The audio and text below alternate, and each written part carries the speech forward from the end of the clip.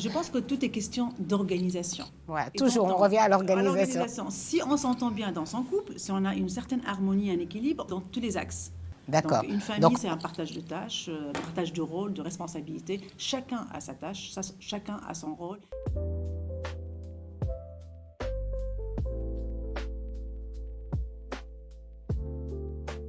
Bonjour tout le monde, on se retrouve aujourd'hui pour la 5e de la vitrine voyageuse à Rihat El Bled et avec notre amie, bien sûr, pour la première rubrique, l'instant femme, Imen Chemar, va nous parler d'un sujet bien particulier aujourd'hui. Bonjour Imen. Bonjour Neila. Tu vas bien? Oui, très bien, merci. Très bien. Alors, de quoi il s'agit aujourd'hui? Justement, on était dans une période d'examen, comme on le sait tous et toutes. Donc les mamans ont un peu souffert, fait les devoirs des enfants et tout ça. Donc on va un peu voir justement et discuter autour des sujets que traite la femme au quotidien, la vie familiale, la vie privée, avec le conjoint et aussi la vie professionnelle. Donc, d'accord. Voilà. Alors comment justement réagit la femme d'aujourd'hui par rapport à son rôle de mère, de femme, de responsable finalement, parce que qu'on le veuille ou pas, au final c'est beaucoup plus la femme qui s'investit au niveau des études des enfants, surtout quand il s'agit de son rôle de maman en rentrant. Comment ça se passe? Effectivement, je pense que les rôles ont changé. Si on voit le rôle de la femme dans les années antérieures, c'est pas le même rôle qu'aujourd'hui, bien évidemment.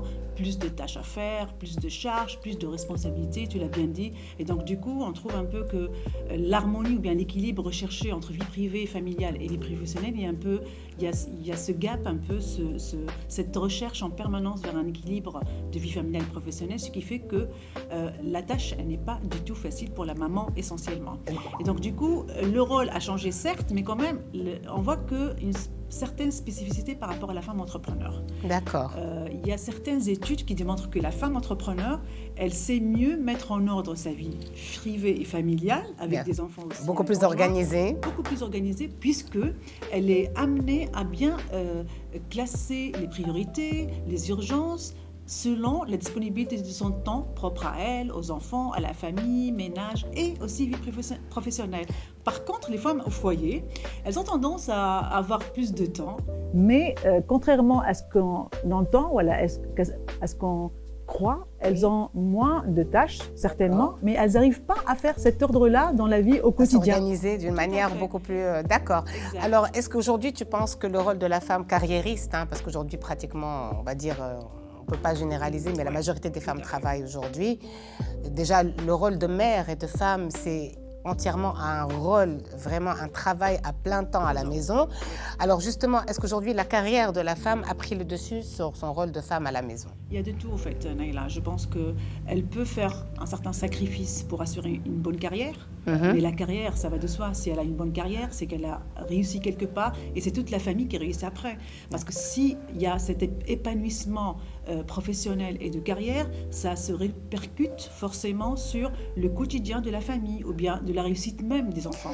Est-ce que ça a aussi des répercussions, on ne va pas dire néfastes, pas à ce point-là, mais aujourd'hui, est-ce que le problème de ne pas être à la maison assez présente, on va dire, a joué aussi un rôle à ce qu'il y ait quand même un déséquilibre quelque part par rapport à la famille? Il y a toujours cet aspect d'arme à double tranchant. On D'accord. peut réussir sa carrière et réussir sa vie familiale, bien évidemment. Mais il y a aussi l'autre sens qui est réussir une carrière aux dépens de la famille, aux dépens de la présence essentiellement. L'enfant a besoin de la présence et de la maman et du papa pour un équilibre, pour une harmonie de son quotidien et qui se répercute, bien évidemment, qui a un effet et un impact positif sur son équilibre en tant qu'enfant, en tant qu'être qui est bien entouré en famille, parce que l'amour familial n'a pas d'égal.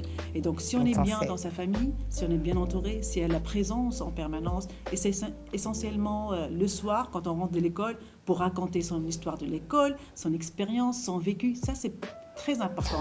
On dit que 5 à 10 minutes écouter son enfant dès qu'il est chez soi. Chez soi, oui. Ça, c'est un moment extraordinaire pour l'enfant. C'est un épanouissement. Le partage avec la maman ou le papa, ou les deux. Et ça va de soi. Donc, s'il y a les deux, tant mieux. Mais effectivement, et s'il y a les deux, c'est mieux. Mais en fait, bon, nous, il se trouve qu'on parle particulièrement de la femme. Mais c'est vrai que le rôle de papa est très, très important aussi. C'est clair que, voilà. Les parents, on parle souvent, c'est vrai, là, on parle de femmes, mais les parents sont important pour l'équilibre d'un enfant. D'accord. Alors, effectivement, on parle de la maman, mais aussi, il ne faut pas oublier que la femme reste femme aussi, donc elle a son rôle de femme, de compagne. Donc, dans le couple, aujourd'hui, est-ce qu'elle n'est pas un tout petit peu perdue entre son rôle de femme au foyer qui s'occupe essentiellement de ses enfants et comment essayer de trouver cette harmonie, cet équilibre avec son conjoint?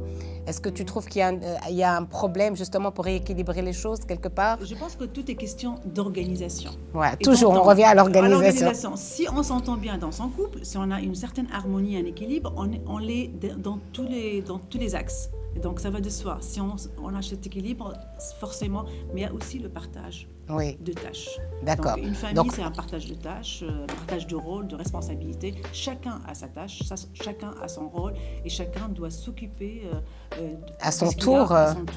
D'accord. De la famille. Donc c'est important. Donc l'équilibre entre couples, l'équilibre dans la maison, en famille, ça c'est important. C'est ce qui va se répercuter pour donner justement l'équilibre dans le couple, c'est ça?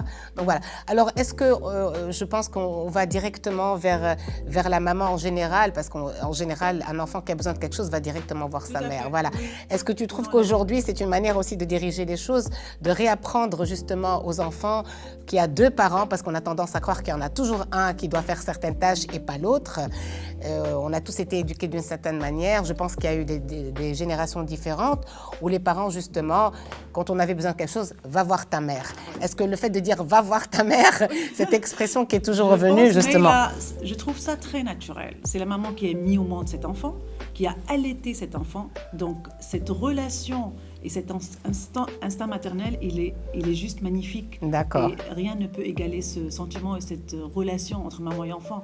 Donc ça va de soi, je pense que la maman, elle prime dans cette situation. Alors, par ricochet, c'est à la maman, donc à la femme, justement, de donner à l'homme sa place et son rôle, justement, pour assumer des tâches avec elle. Ouais, je pense c'est une manière. Son rôle, et je pense que le fait de communiquer pour un partage de la vie, du quotidien, de la charge des enfants et de la responsabilité, c'est une tâche commune. D'accord.